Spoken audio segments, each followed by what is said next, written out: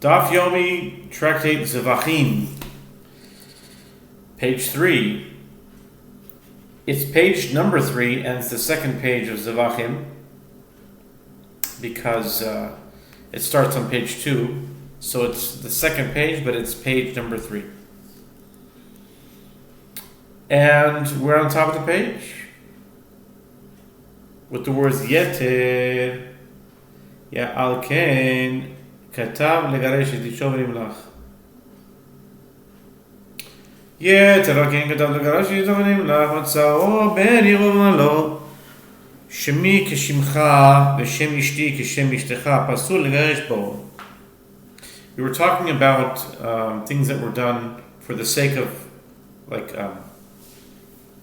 Zevachim, offerings that were slaughtered for the sake of, in the name of what it's being slaughtered for, or not in the name of it. And then it was compared to divorce. If someone divorces their wife, a person's wife, without the intention, or different cases like that. And so that's what we're talking about. So this is saying now, moreover, if a husband wrote a bill of divorce with which to divorce his wife, but later reconsidered, and then a resident of his town found him and said to him, "My name is the same as your name, and my wife's name is the same as your wife's name, and we reside in the same town, and all the information on this bill of divorce would apply. We work for me is the same as it would have worked for you. So give me the bill of divorce, and I'll use it. Save time on hiring a scribe or whatever, or writing it yourself. Time, money, whatever. Give me the bill of divorce, and I will use it. The bill of divorce is unfit for the second man to divorce his wife, even if all the information is the same. Evidently, even if the bill of divorce was written to be used for divorce, if it was not written specifically for the given woman, it is not valid. From this given man for this given woman, it has to be for that intent.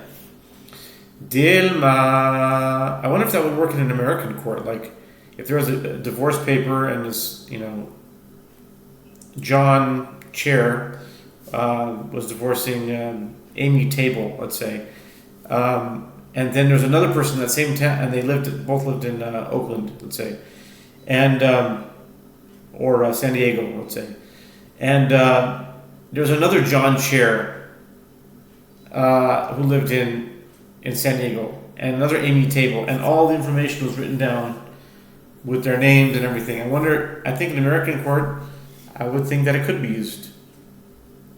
But then again, maybe there's specific information, like social security numbers, so I don't think it would work, because even though there's a John Chair with this, the social security number would be different. Anyway, I went off tangent. Anyway, let's go back to the Talmud.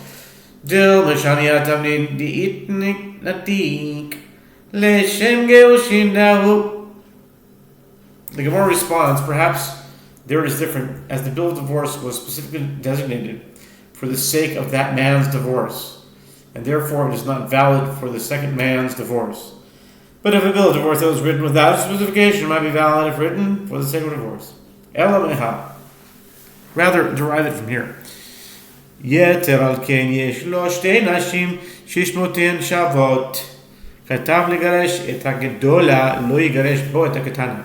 Rather, derive it from the subsequent cause in that clause in that Mishnah. Moreover, if he has two wives whose names are identical, and he wrote a bill of divorce to divorce the older one, and then reconsidered, he may not divorce the younger one with it. Evidently, a bill of divorce must be written specifically to divorce a specific wife. They have the same name? Wow. Okay. Anyway, Dilma Shalia Dam Diitnik Lelishim Geushin Dai.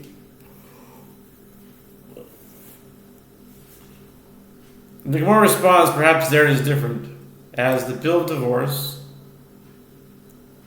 was specifically designated for the sake of the divorce of that other wife. Elomiha. Yeter al kein amal lilablar.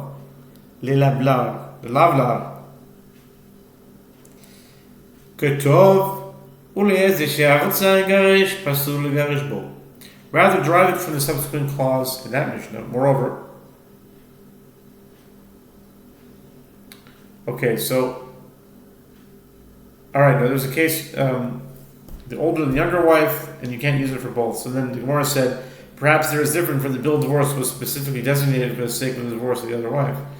Okay, rather derive it from the subsequent clause in that Mishnah. Moreover, if he said to the scribe, the lavlar is the scribe, write a bill of divorce for any one of my two wives that have identical names, then I will use it to divorce whichever one of them I want.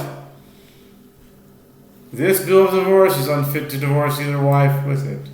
Evidently, it must be written for the divorce of a specific woman. The Gemara responds, perhaps there is different, as there is no retroactive designation.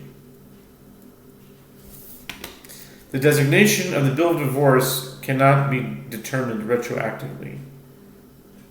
Ein brera. Yesh brera or ein brera. Retroactive designation. Okay, it cannot be determined retroactively. It cannot be used for either wife because it was possibly written for the sake of the other wife. But a bill of divorce written without specification may be valid. Elmiha, hakotev tofse gitin, צריך שיניח מקום האיש ומקום האישה ומקום לעדים ומקום הזמן.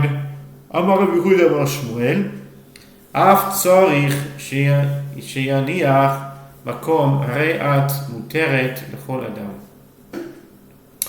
Rather, derive it from that Mishnah in Gittin 26a with regard to a scribe who writes the standard part of bills of divorce in advance, so that when one requests a bill of divorce, he will have to add only the details unique to the case. He must leave empty the place of the name of the man, and the place of the name of the woman, and the place of the names of the witnesses, and the place of the date. And in addition, Rabbi Yehuda says that Shmuel says, a scribe must also leave the place of the essential phrase, you are hereby permitted to marry any man, since it must be written for the sake of that specific woman. Evidently, a bill of divorce must be written for a specific husband and wife, and if not, it is not valid, even if it was written for the sake of divorce. Tura mimil sachariti mi amar Rav Yehuda amar Rav chatat shishachata l'shem ola tisula. Or back to Karbanos again, okay? ששבת לשם חולין כשרה, אלמן מן המחריב בה, דרב בינן לא מחריב בה. Okay, Ravina continued to inform Rav Papa of Rava's statements. Ravina continued to inform Rav Papa of Rava's statements. Rava further raises another contradiction. Did Rav Yehuda say that Rav says that a sin offering that one slaughtered for the sake of a burnt offering is unfit, whereas if one slaughtered the animal for the sake of consumption of non-sacred meat, it is fit? Apparently, only improper intent that is of its type, meaning for the sake of another offering, ruins the offering and renders it unfit, whereas wrong intent that is not of this type, meaning for the sake of consumption of non-sacred meat, is disregarded and does not ruin it. Uraminu kol haget shenichtav shelo l'shem isha pasul ve'afilu l'shem goya nami pasul. And Rava raises a contradiction from the aforementioned Mishnah in Gittin 24a. Any bill of divorce that was written not for the sake of the woman who is being divorced with it is not valid, and by inference, even if it was written for the sake of a Gentile woman, it is not valid. With regard to the matter of divorce, a Gentile woman is not of the same type as a Jewish woman, as the halachot of bills of divorce are irrelevant to her. Vishani get, or Vishani get dal goya mine havi le satama. Usitama pasul kadashim dal chulin Minayu have le setama usetama kisherim.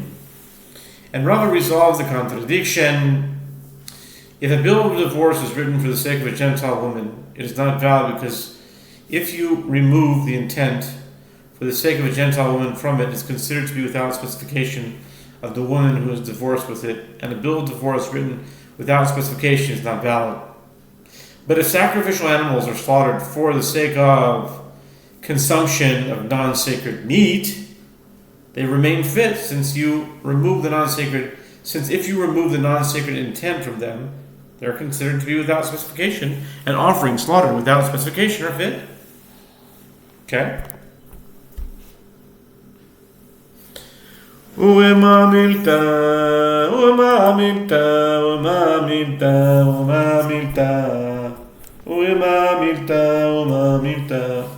Okay?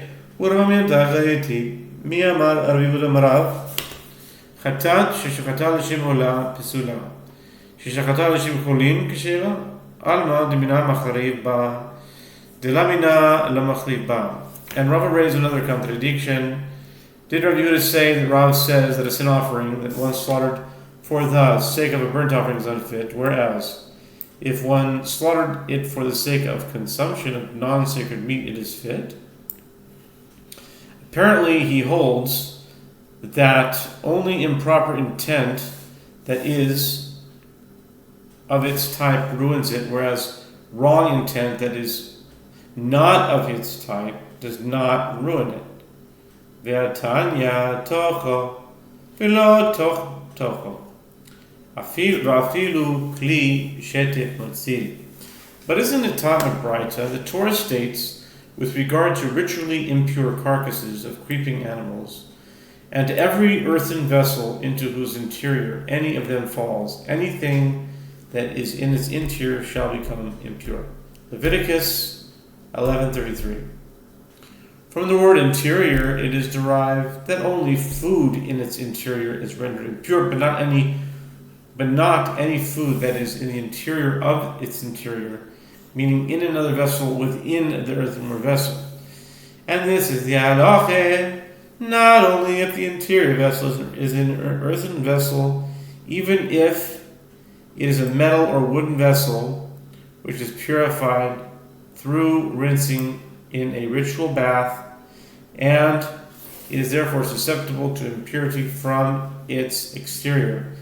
It nevertheless protects food that is inside it from being rendered impure. Evidently, even a vessel that is not of the same type serves to nullify the status of the interior of an earthenware vessel.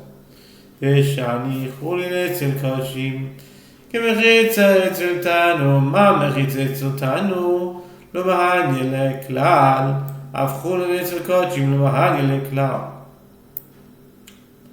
Rav resolved the contradiction as follows. A vessel purified through rinsing is actually considered the same type as an earthenware vessel, since they are both vessels. Concerning the halacha of impurity, the equivalent of intent with regard to the consumption of non-sacred meat is an item that is not a vessel at all. The sages render the non-sacred meat with regard to sacrificial animals like a partition with regard to an oven or oven. Just as a partition in an oven is not effective at all in preventing the transmission of impurity from one side to the other. Since it is not a vessel, so too slaughtering and offering for the consumption of non-sacred meat is not effective at all with regard to rendering sacrificial animals unfit. Itnan tano shechitatzo ben sarim.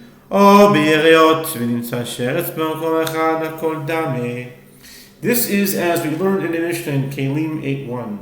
In the case of an oven that one divided with boards or with curtains, and the carcass of a creeping animal was found in one place, all of the food in the oven, including that on the other side of the partition, is rendered impure.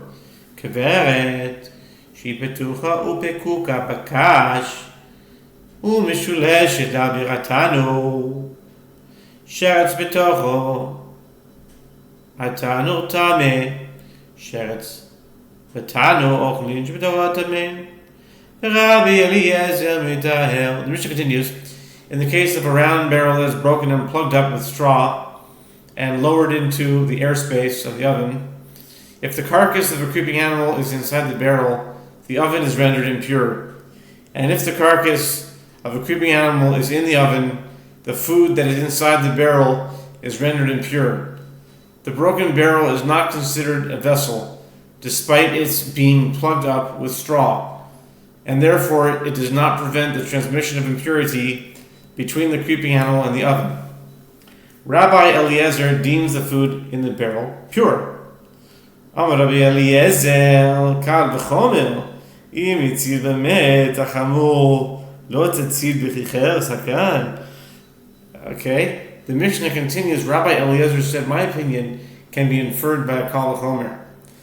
If a barrel or any other partition between some item and a corpse under the same roof protects an item from becoming impure, even though impurity imparted by a corpse is severe in that last 7 days, shouldn't a partition protect food in the airspace of an earthenware vessel from impurity imparted by the carcass of a creeping animal, which is mild by comparison? It's literally called chomer, called severe and mild. Amrullah, the Mishnah said, the rabbi said to him, your inference is not correct. This concludes 3a. We continue on with 3b. God willing, after the break. Continuing on Zevachim Gimel Amud Beis. Zevachim 3b. With the words Im Hitzil B'met Chamor Sheken Chaluka B'Ohalim Tatzim B'Chli Cheres Hakal Chen Chalukin B'Ohalim. The rabbi said to him that your inference is not correct. If a partition protects an item from impurity imparted by a corpse, which is severe, this is only because such impurity is unique in that it is imparted to that which is in the same tent, meaning under the same roof, and tents are divided by partitions. If so, should a partition protect food from impurity imparted in an earthenware vessel, which although mild is not divided by partitions like tents are? Hatinach l'Rabbanan l'Rabbi Eliezer ma'ikar lemehmar. The Gemara notes the comparison between non-sacred meat vis-a-vis offerings and a partition in an earthenware vessel works out well, according to the opinion of the rabbis who hold that a partition does not prevent transmission of impurity inside an earthenware vessel. But according to the opinion of Rabbi Eliezer, who maintains that a partition is effective in an earthenware oven, what can be said? How is this compatible with the principle that an item is not affected by something not of its type? Rabbi Eliezer kavachomer ka'amar. The Gemara responds, Rabbi Eliezer agrees with this principle. Yet he says that a partition in an earthenware vessel is effective due to his a fortiori inference, which overrides the principle that an item is not affected by something not of its type.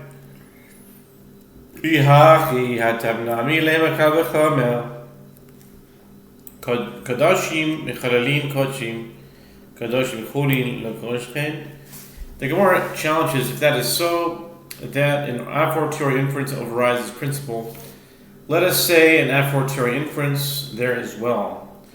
With regard to a sin offering that was slaughtered for the consumption of non-sacred meat, if slaughtering sacrificial animals for the sake of other sacrificial animals desecrates those sacrificial animals, all the more so is it not clear that slaughtering them for the consumption of non-sacred meat desecrates them?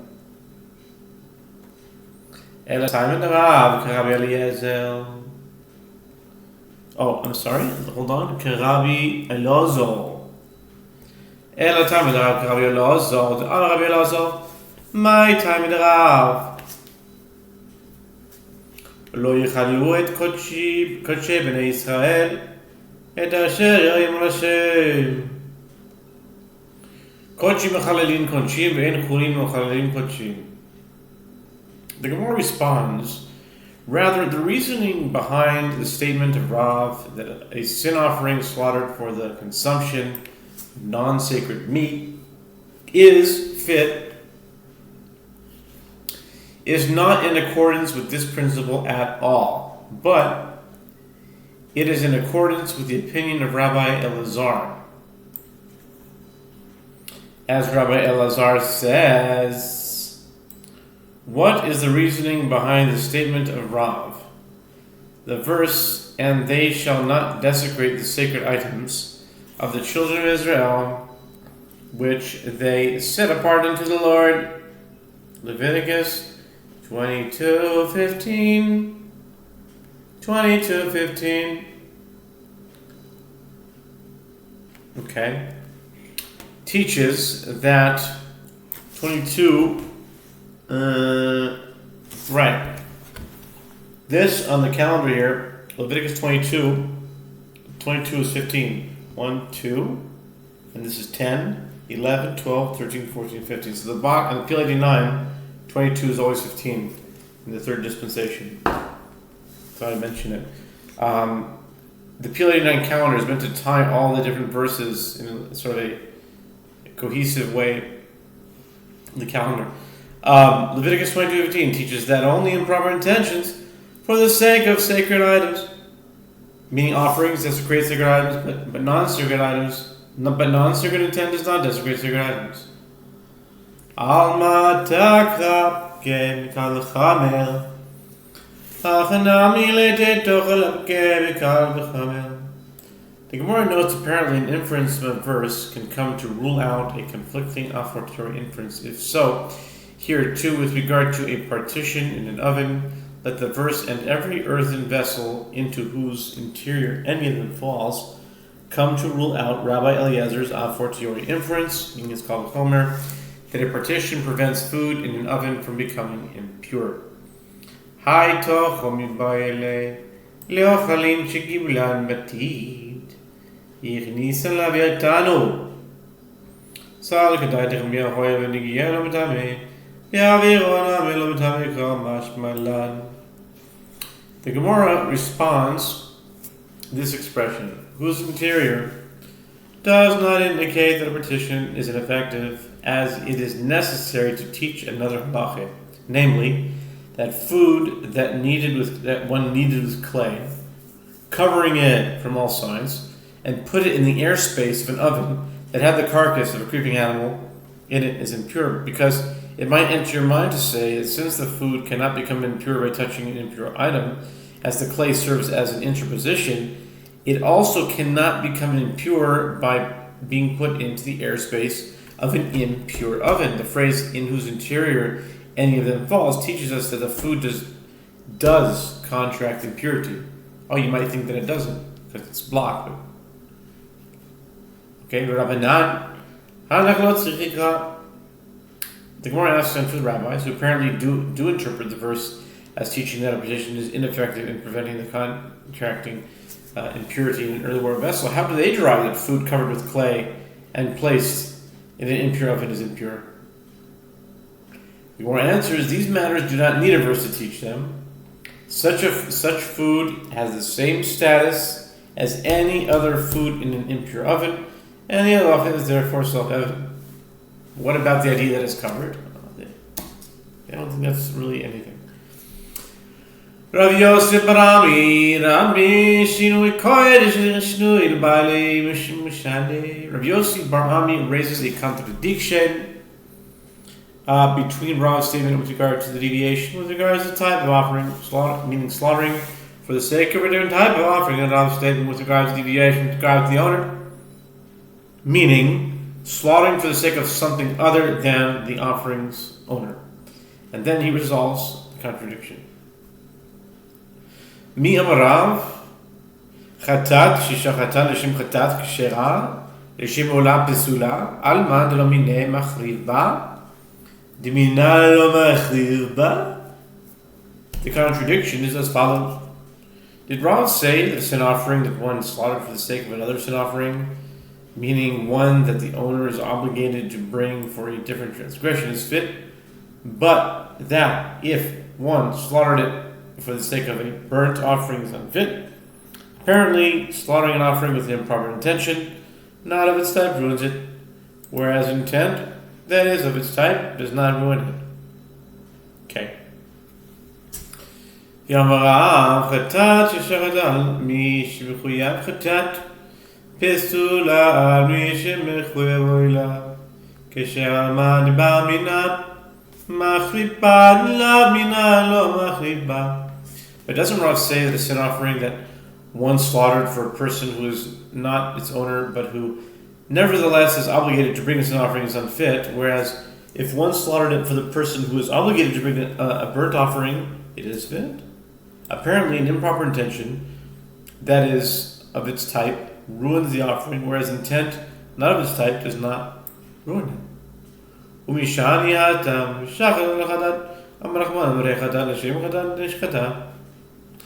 And he resolves the contradiction as follows.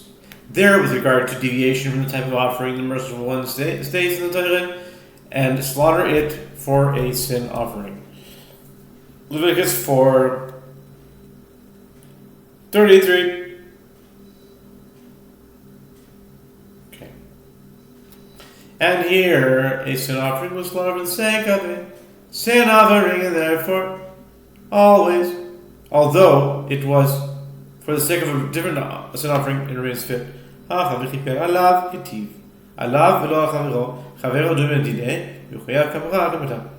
Here, concerning deviation with regard to the owner, it is written in the Torah concerning a sin offering, and he shall be forgiven. Leviticus 4:26. Leviticus 4:26. Indicating that specifically he, the owner, but not another person, shall be forgiven.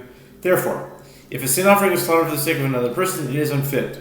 The other person to whom this is referring is presumably similar to him, the owner of the sin offering, in that he is obligated to make atonement similar to that of the owner. Therefore, if the person is obligated to bring a burnt offering and not a sin offering, this disqualification does not apply.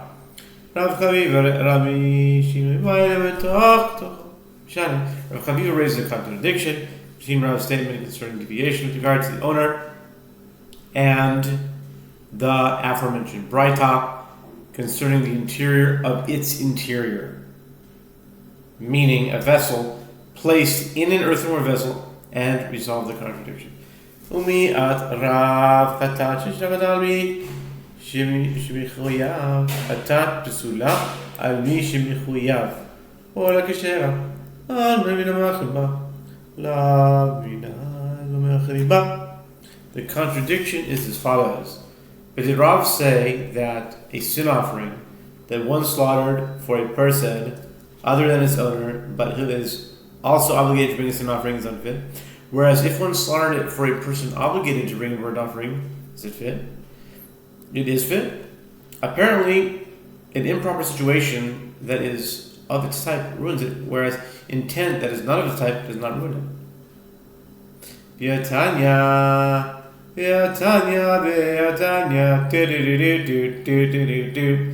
Tocho, v'lo tocho, afilu kli shetef matzi. But isn't it taught in Braita that if the carcass of a creeping animal is found inside an earthenware vessel, the vessel's interior is rendered impure, but not the interior of its interior.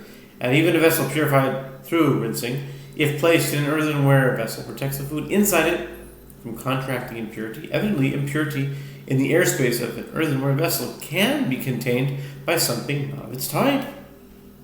Umishane arba tocho ketivi tocho tocho. Rav Chavivi resolves the contradiction as follows. The expression whose interior, tocho, is written 4 times. In other words, in the verse, in every earthenware vessel in whose interior, tocho, any of them falls, anything that is in its interior, tocho, shall be impure. Leviticus 11:33. Leviticus 11:33. the word tocho is mentioned twice. And each time the verse should have written the interior, since the positive it is added to each instance. The verse is interpreted exegetically as though the word interior, toch, were mentioned 4 times. Interior, toch, was interior, tocho, interior, toch, and its interior, tocho. Okay. Chad legufe, chad legzera. One of these is necessary to teach the matter itself, and that an impure earthenware vessel imparts impurity to food in its airspace. And one instance is used for a verbal analogy between the 2 instances of the word interior from which it is derived that an earthenware vessel itself contracts impurity from impure items in its airspace.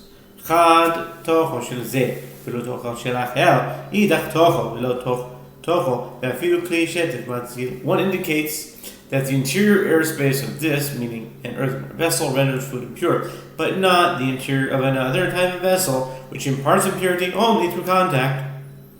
And the only instance indicates that its interior, but not the interior of its interior, imparts impurity, and that even a vessel purified through rinsing, if placed in the earthenware vessel, protects food inside it from becoming impure. Consequently, it is derived from a verse that inside an earthenware vessel, other vessels, not of its type, can block the transmission of impurity. Since this halacha is derived from a verse written in that context, there is no reason to assume that a similar halacha wouldn't apply to slaughter.